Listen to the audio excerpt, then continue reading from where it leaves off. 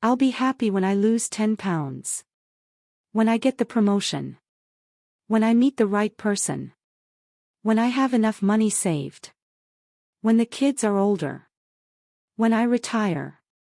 When this project is finished. When things finally calm down. We spend our entire lives chasing a future version of happiness that stays perpetually out of reach, like a horizon that moves back every time we take a step forward. And meanwhile, life is happening right now, in this moment, the one we're too busy planning to escape to actually experience. The lie starts innocently enough. You're unhappy with some aspect of your life, so you identify what needs to change. This makes perfect sense. You're overweight and it affects your health, so you decide losing weight will make you happier. You're broke and stressed about money, so you believe financial security will bring peace. You're single and lonely, so you're certain a relationship is the missing piece. The logic seems airtight: fix the problem, achieve happiness.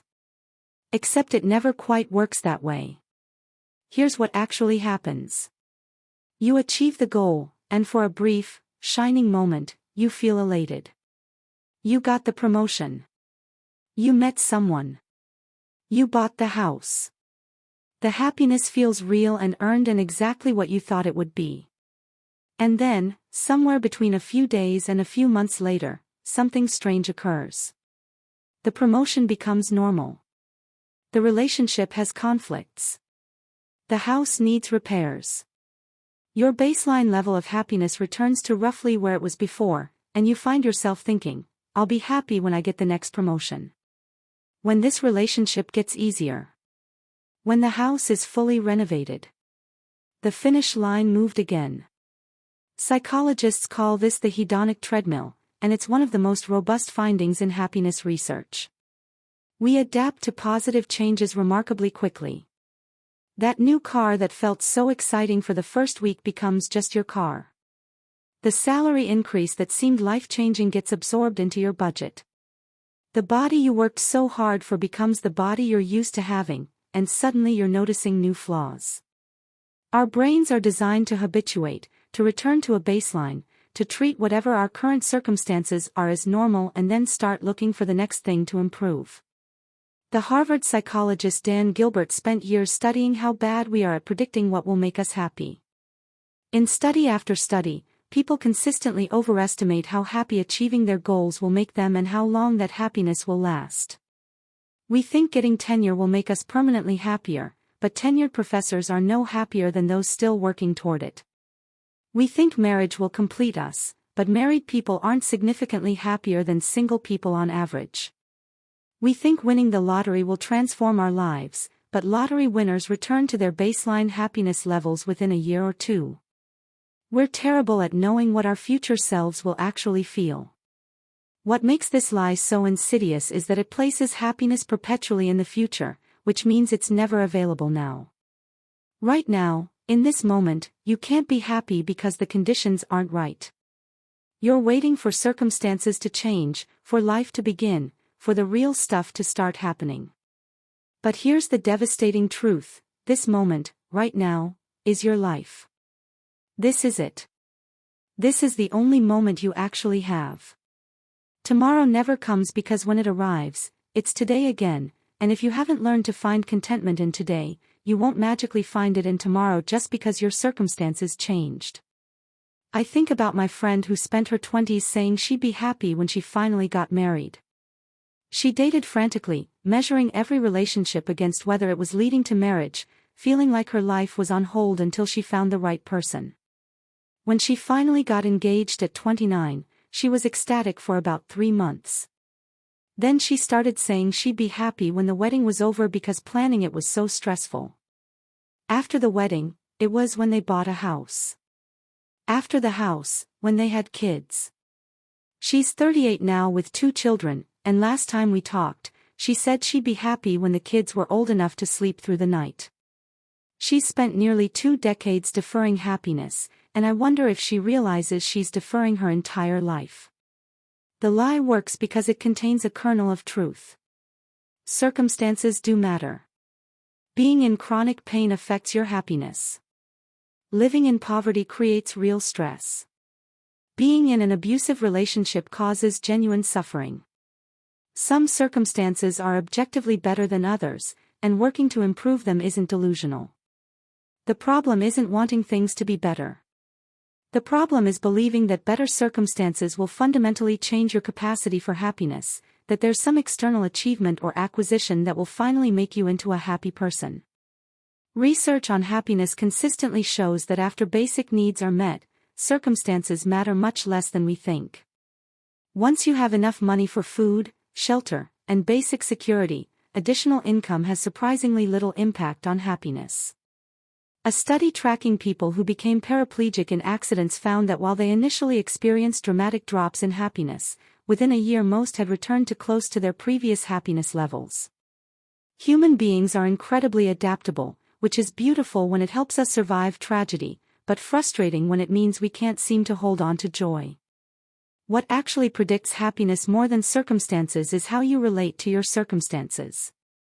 Do you practice gratitude or focus on what's missing?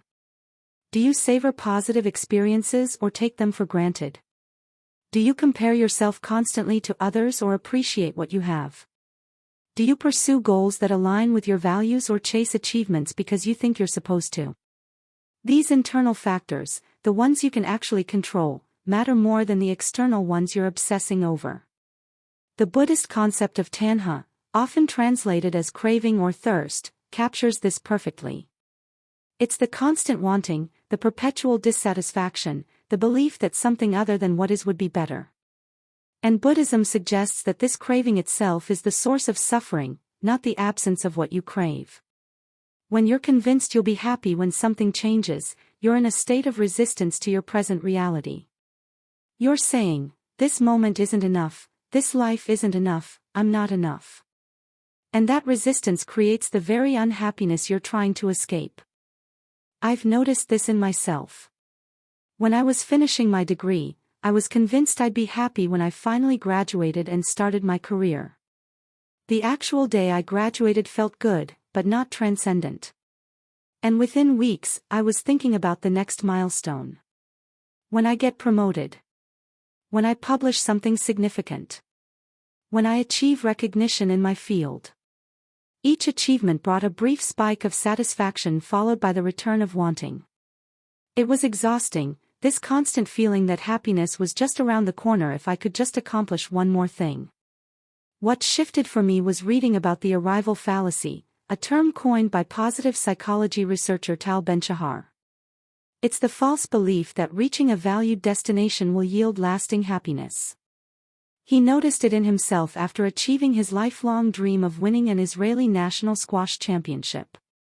He felt euphoric for a few hours, then surprisingly empty. He'd spent years imagining that moment would change everything, and when it didn't, he had to confront the uncomfortable truth that happiness doesn't work the way he thought it did. The alternative isn't to stop having goals or to give up on improving your life. The alternative is to stop treating future achievements as prerequisites for present happiness. It's learning to hold your goals lightly, to pursue them without making your worth dependent on reaching them, to find satisfaction in the process rather than just the outcome. It's understanding that happiness isn't something you arrive at after checking enough boxes. It's something you practice, right now, with things exactly as they are. This doesn't mean forcing toxic positivity or pretending everything is fine when it's not. It means being honest about your life while also being open to the good that exists in it right now, even alongside the difficult parts. You can acknowledge that you're struggling financially while still appreciating a beautiful sunset. You can want to lose weight while still treating your current body with kindness. You can be working toward a goal while also recognizing that your life has meaning and value before you reach it. The writer Gretchen Rubin, who spent a year systematically trying to increase her happiness, found that one of the most powerful changes she made was recognizing that, now, is always the right time to be happy. Not after one more thing changes, not when conditions are perfect, but now. She started treating ordinary moments as important rather than just the milestones. She savored her morning coffee. She paid attention to conversations with her children. She let herself enjoy things without needing them to be Instagram-worthy or accomplishment-oriented. What's tragic is how much life we miss while we're waiting for it to start. You're at dinner with friends but you're distracted thinking about work problems that will resolve once you get promoted. You're on vacation but you can't relax because you're worried about the weight you want to lose. You're playing with your kids but you're mentally calculating when they'll be old enough that parenting gets easier. You're physically present but experientially absent, always leaning into a future that doesn't exist while the present dissolves around you. The truth is that if you can't find reasons to be content now, you won't find them later either. The voice that says, "I'll be happy when," doesn't go quiet when you achieve the goal. It just updates its requirements. If you're miserable with $50,000, you'll likely be miserable with $100,000, just with nicer stuff to be miserable around. If you're dissatisfied with your body at one weight, you'll find new things to criticize at a different weight. If you can't appreciate your partner now, marriage won't magically make you more appreciative. The relationship you have with life doesn't change because your circumstances change. It changes when you change how you see and engage with whatever circumstances you're in. This is hard to accept because it means taking responsibility for your happiness rather than waiting for external conditions to deliver it. It's easier to believe that you're unhappy because of your job or your relationship or your body or your bank account, because then the solution is simple: change those things. But if happiness is an inside job, if it's about how you relate to your life rather than what your life contains, then the work is harder and the responsibility is yours. You can't blame circumstances anymore. You have to look at your own patterns, your own stories, your own chronic dissatisfaction. But here's the beautiful part: if happiness comes from how you engage with life rather than what life gives you, then it's actually more accessible than we thought. You don't need to wait for anything. You don't need permission. You don't need the perfect circumstances. You can start right now, in this imperfect moment, choosing to notice what's good, to be present for what is, to let yourself feel satisfied with enough. The lie of, "I'll be happy when," steals your life one postponed moment at a time. It tells you that now isn't good enough, that you aren't good enough, that happiness is a destination you haven't reached yet. But happiness isn't a destination. It's not a place you arrive at after sufficient achievement. It's a way of traveling, a practice of attention and appreciation that you either do or you don't, regardless of circumstances. You can do it in a mansion or an apartment, single or married, wealthy or broke, thin or not. Or you can skip it while you wait for conditions to be perfect, and wake up at the end of your life realizing you were always waiting, always planning, always deferring, and the life you were waiting to begin was happening the whole time, unlived. So stop waiting. Stop telling yourself that happiness is around the corner if you just fix one more thing. It's not. It's right here, available now, in the life you already have. Not because that life is perfect, but because this moment is the only one you'll ever have, and it deserves to be lived, not endured while you wait for something better.